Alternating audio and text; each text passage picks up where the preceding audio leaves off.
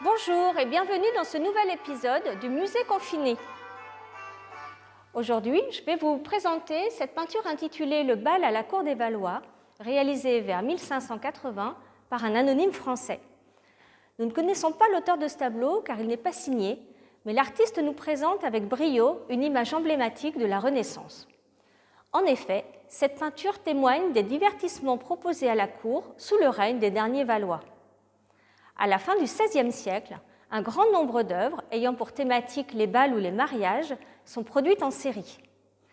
Certaines présentent de véritables portraits des protagonistes. Ici, ce n'est pas le cas. En effet, les personnages de notre tableau ont des visages stéréotypés, comme vous pouvez le remarquer chez toutes ces femmes au visage identique.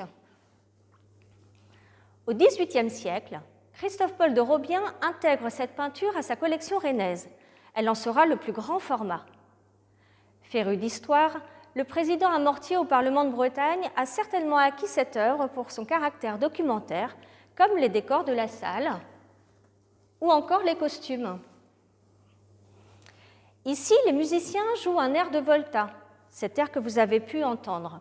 Cette danse, venue d'Italie, est très prisée en France à la fin du XVIe siècle. Au centre de la scène, un couple exécute les pas de danse. L'homme pivote sur son pied droit, il réalise une volte, tout en soulevant sa partenaire sur son genou gauche et en la maintenant de sa main droite.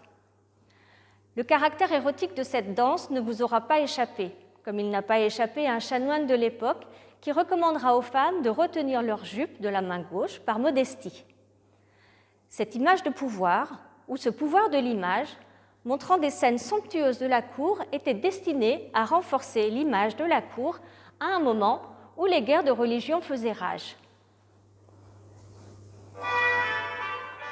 À bientôt dans un prochain épisode du Musée confiné.